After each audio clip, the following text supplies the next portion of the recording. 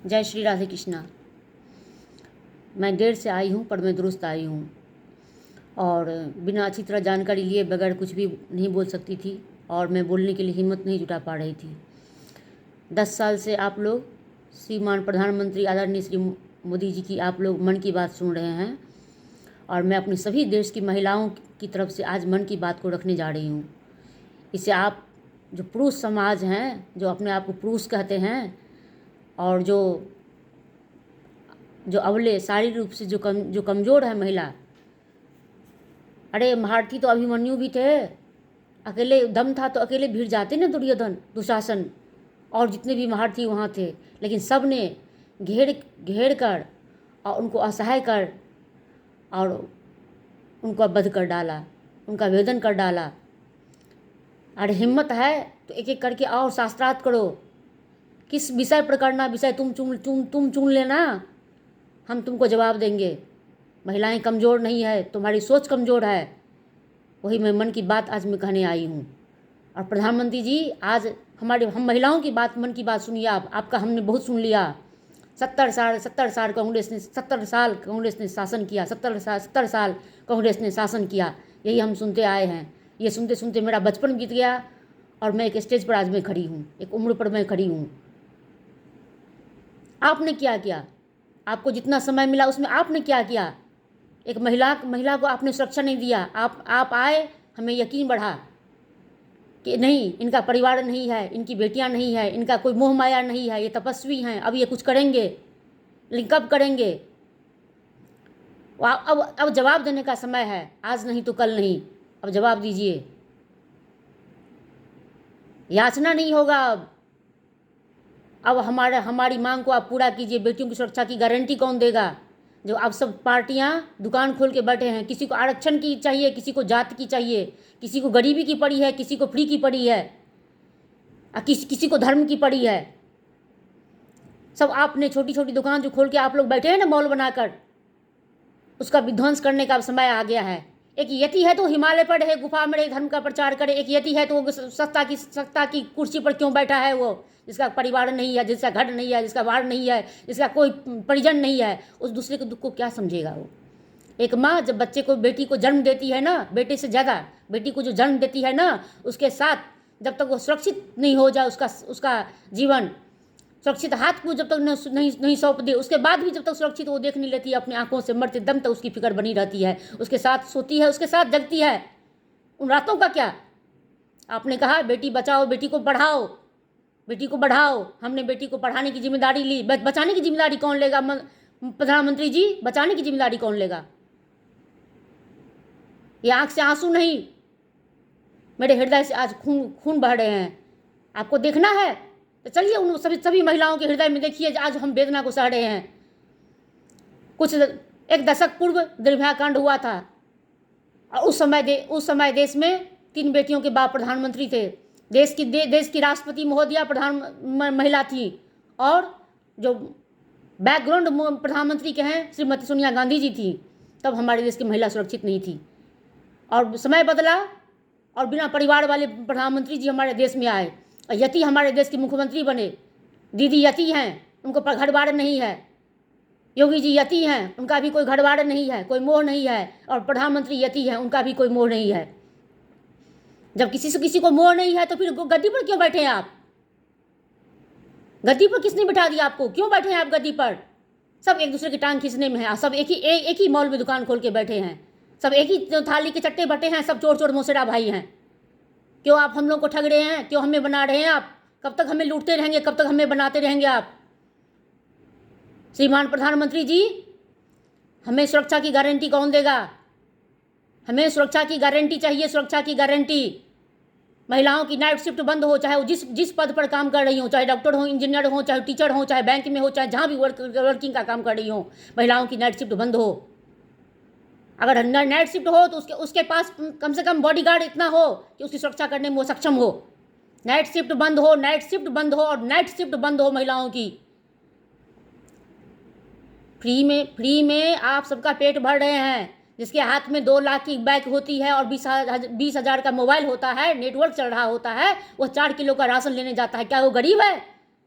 वो गरीब है, जाइए स्टेशन पर, जाइए बस स्टैंड पर, जाइए आप तीर्थ स्थान में जहाँ भीख मांग रही होती है माताएं, जहाँ बहनें हैं, जहाँ भाई भी हैं, जिनके आंख नहीं है, दिमाग नहीं है, हाथ नहीं है, पैर नहीं है, देख के एक पल तो टकटकी लगा के देखिए, माथा सुन्न हो जाएगा आपका। और उसके कर्मों पर विचार कीजिए कि इसने पूर्व जन्म में क्या पाप किए होंगे जो आज ये यहाँ बैठा हुआ है। वह दया का पात्र है, गरीब वो है। बांटना है तो वहाँ पर भंडारा चलाइए, वहाँ पर अन्न चलाइए, कम से कम भरपेट भोजन तो मिलेगा उसको। उसको कोई सुरक्षा नहीं चाहिए, कोई घर भी नहीं चाहिए, कोई कुछ नहीं चाहिए उसको, कोई डिमांड नहीं। वह गरीब है, क्यों उस गरीब को आप पाल रहे हैं जो गरीब नहीं है? मैं शास्त्र को पढ़ती हूँ, मैं पुराणों को पढ़ती हूँ, स्पष्ट लिखा हुआ है मूर्ख को भरपेट भोजन से अधिक भोजन नहीं देना चाहिए, अपराध माना जाएगा। क्यों आप गरीब को पालें? क्यों गरीब? कहाँ गरीब है? कौन गरीब है? हमारे देश में कोई गरीब नहीं है। गरीब का आवरण ओढ़े हुए आप गरीब जबरदस्ती बना रखे हैं, कोई गरीब नहीं है।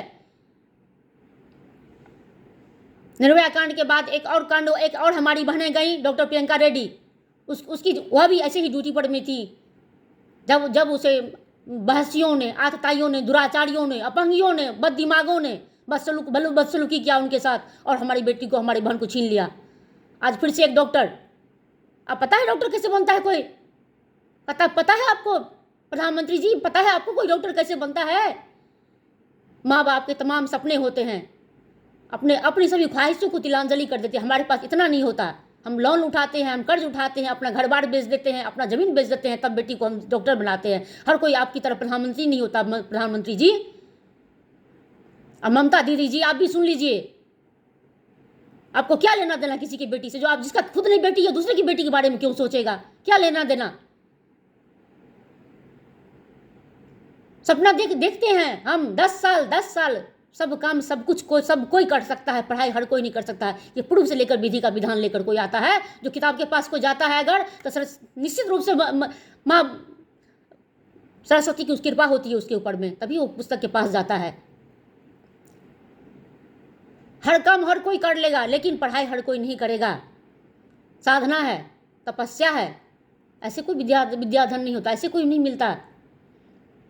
जब कोई डॉक्टर इंजीनियर बनता है ना, खास करके बेटियां, तो एक का नहीं, पूरे रिश्तेदारों का, प्रत्येक उसके समाज का, सबका मान गौरव ऊपर उठता है। और सबकी खुशी की आंख में उसके आंसू होते हैं, सब खुश होते हैं। और आपने हमारी बेटियों को ये सिला दिया, सुरक्षा चाहिए, सुरक्षा चाहिए। पुराण में लिखा है कि जो अंग अपराध करे दंड उसको मिलना चाहिए, जो अंग अपराध करे दंड उसको मिलना चाहिए, जो अंग अपराध करे दंड उसको मिलना चाहिए। इससे पूर्व एक अभिनेता जो बड़े ही तेजस्वी थे और जो आने वाले समय में हो सकता था कि वो महान कलाकार बन जाते, वो प्रतिभावान थे, प्रतिभाशाली थे, वो उनकी ऐसे ही निर्मम हत्या कर दी गई। एक समय था जब सीबीआई के नाम से लोग थर कांपते थे। सीबीआई यहाँ आया, सीबीआई वहाँ छापा मारा, उसके नाम से लोग थर्राते थे। सीबीआई अब हो गया है मंत्रियों के हाथों के, प्रधानमंत्रियों के हाथों के, मुख्यमंत्रियों के हाथों के खिलौना हो गया है। सीबीआई मतलब कुछ नहीं। सीबीआई जाते हैं और वो उसमें और एक आय आ गया है, वो है फॉर्सेविक। अब वो फॉर्सेविक क्या करता है? पहले ये सब होने से पहले सब वहाँ पर पहले सील कर दिया जाता था उस जगह को। अब क्या किया जाता है? वहाँ पर रिकॉन्स्ट्रक्शन शुरू हो जाता है। पहले सब सबूत मिटा दो और फिर सीबीआई को बिठा दो। और सीबीआई से नहीं होता और उसमें एक उसमें चादर ओढ़ा दो और फॉर्सेविक वाले को बुला लो और उसके बाद उसको किसी गुमनाम जगह पर फेंक दो, उस बुढ़िया में सब कुछ बंद करके। कहाँ गया सुशांत सिंह का न्याय? कहाँ गया? अच्छा बूढ़ा जो भी है निकालो बाहर। और यही होगा यहाँ पर भी, यही होगा यहाँ पर भी। रिकंस्ट्रक्शन का काम चल रहा है, सबूत मिटा दिया गया है। अरे वर्दी पहन के पुलिस वालों, तुम इतना गंदा खेल खेलते हो।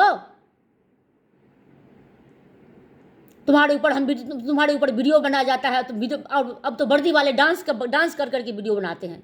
इनका ये वायरल होता है, शहीद करते हुए नहीं, माँ बहन बेटियों की सुरक्षा करते हुए इनका कोई भी वीडियो वायरल नहीं होता है। लेकिन वो जब ड्यूटी पर में होते हैं तब वो वीडियो बना के, डांस का वीडियो बना के डाल देते हैं। अगर आपको डांस करने यहाँ पर आए हैं तो फिर फिल्म में चले जाइए। आप यहाँ पर क्या कर रहे हैं? आप क्यों इस वर्दी की धज्जी उड़ा रहे हैं? क्यों अपने शपथ लिए पर में ग्रहण लगा रहे हैं आप?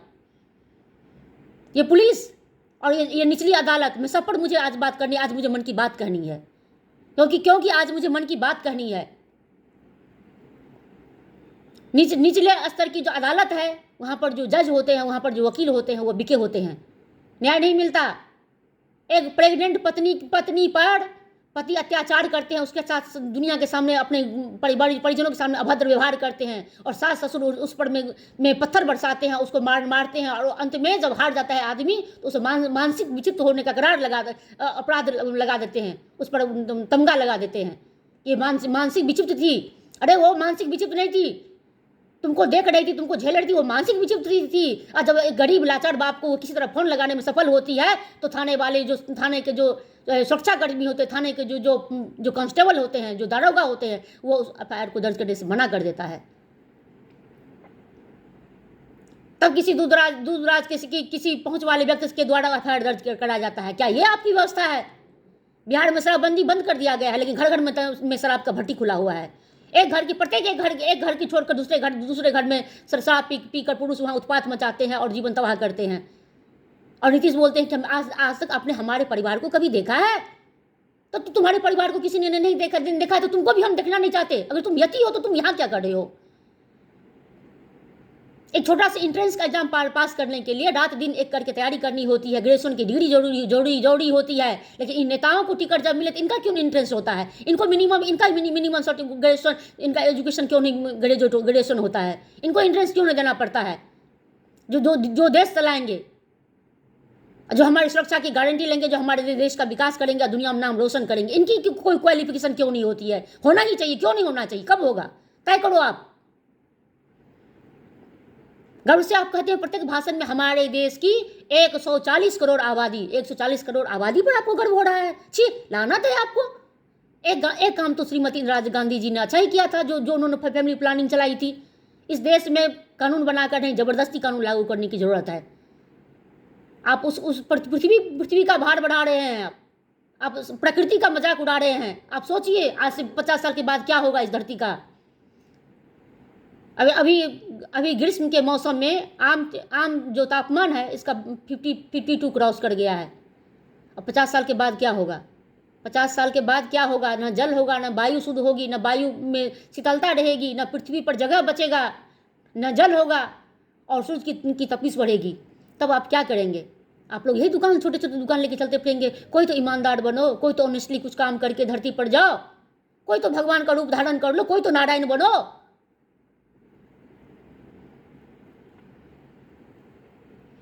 आज कुछ भी नहीं। आज आपकी मन की बात हम 10 साल से सुनते रहे, आज अब मैं अपनी मन की बात मैं कहूंगी। क्यों गर्व होता है आपको? क्यों गर्व होता है आपको आबादी के विषय में कहने के लिए? आप क्यों नहीं जनसंख्या कानून लाते? आप क्यों नहीं जनसंख्या के कानून लाते? पॉलिटिशियनों की रिटायरमेंट का कोई समय क्यों नहीं निर्धारित है? आपने क्या किया? आपकी भी सरकार तो रही 20 साल, 25 साल, 30 साल, इसमें 70 साल में, इतना साल में तो आपकी भी सरकार रही होगी ना। आपने शिक्षा के लिए क्या किया? आप हमको बताइए। 3 साल का ग्रेजुएशन अब 4 साल का हो गया, 2 साल का बीएड अब 3 साल का हो जाएगा। करते करते 26 से 27 साल उम्र हो जाएगी। क्या आपने इसके लिए जो भी व्यक्ति जो एग्जाम देगा, पास करेगा, क्या आपने इसकी समय सीमा 28 से 35 की? 28 से 35 की आपने?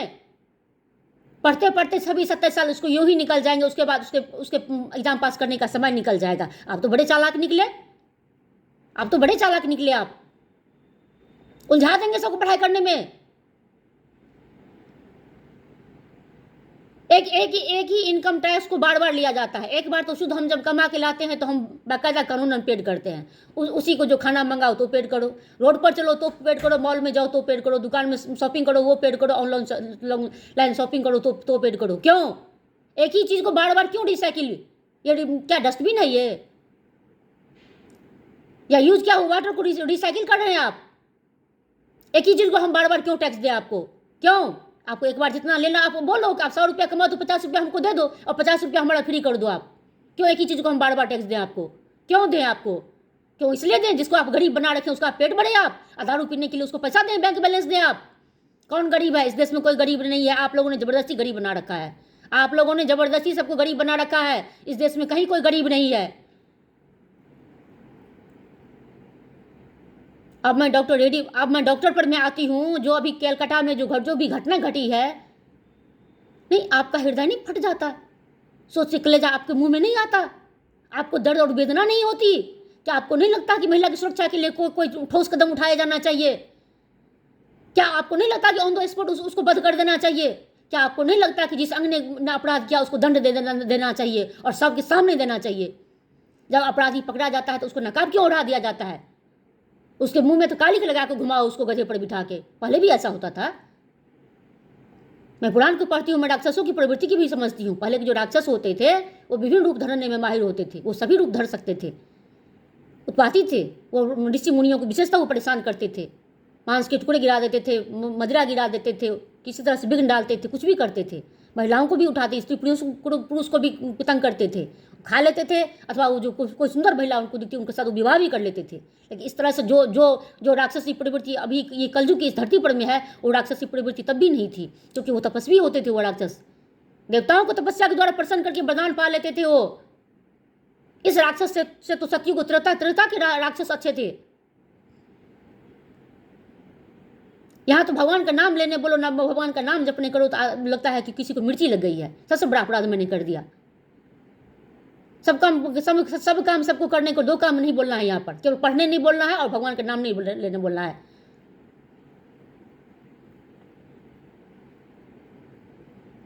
बहुत कुछ बोलने के लिए है। इस व्यवस्था को, यहाँ की व्यवस्था को दुरुस्त कीजिए, महिलाओं की सुरक्षा की गारंटी दीजिए। यहाँ की व्यवस्था को दुरुस्त कीजिए और महिलाओं की सुरक्षा की गारंटी दीजिए। महिलाओं की नाइट शिफ्ट को बंद कीजिए। और जहाँ पर महिला कोई भी काम कर रही हूँ, वर्क कर रही हूँ, अपने ऑफिस में जाती आती हूँ, वहाँ पर निश्चित रूप से उनकी सुरक्षा के लिए 10-20 गार्ड होने चाहिए, उनकी सुरक्षा के लिए, अराउंड अबाउट।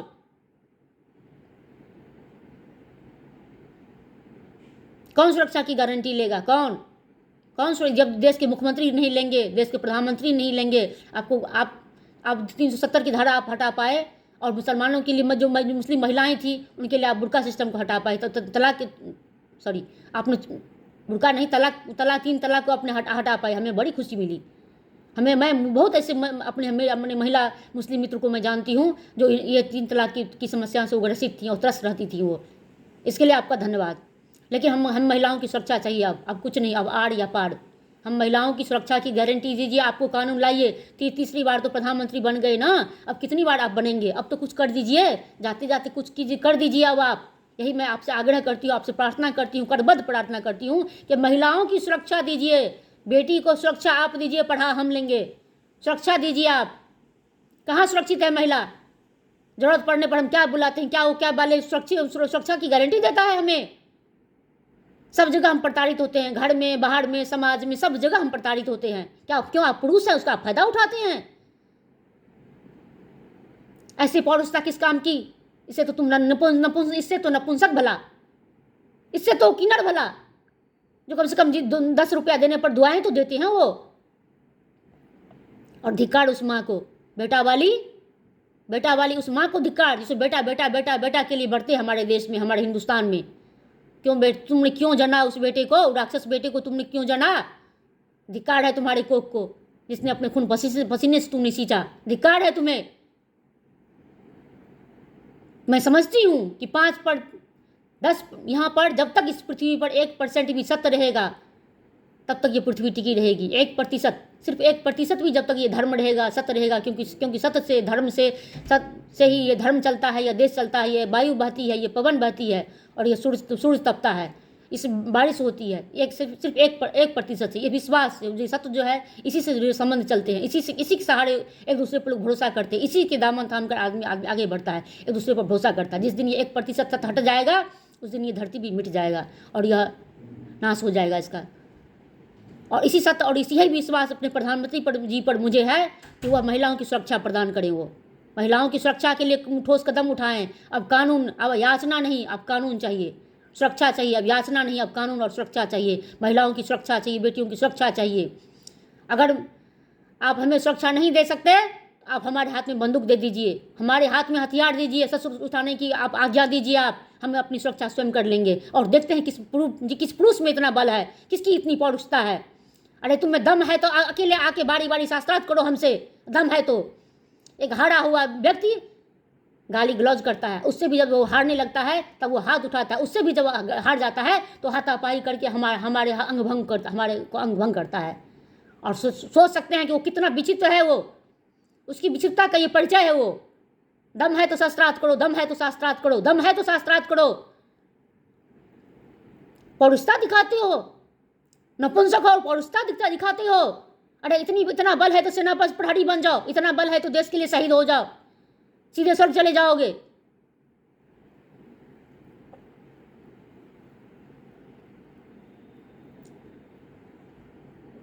और आज मैं डॉक्टर बहन को श्रद्धांजलि अर्पित नहीं करूंगी। जिस दिन इस देश में कोई महिला की सुरक्षा के लिए कोई कानून बन जाएगा और महिला जिस दिन अपने आप को सुरक्षित महसूस करेंगे और जिस दिन इस पर सभी लोग ध्यान देंगे, उस दिन मैं उस डॉक्टर बहन को गॉड ब्लेस यू कहूँगी, क्योंकि वो गई तो गई, लेकिन देश के गूंगे बहरे नेताओं को कानून को जगा कर गई। इसके लिए मैं उनको गॉड ब्लेस यू कहूँगी। श्री हरि उनको अपने चरणों में स्थान दे। मैं अपनी वाणी को विराम देती हूँ। धन्यवाद। हर हर महादेव। शिव शिव। जय माँ दुर्गा।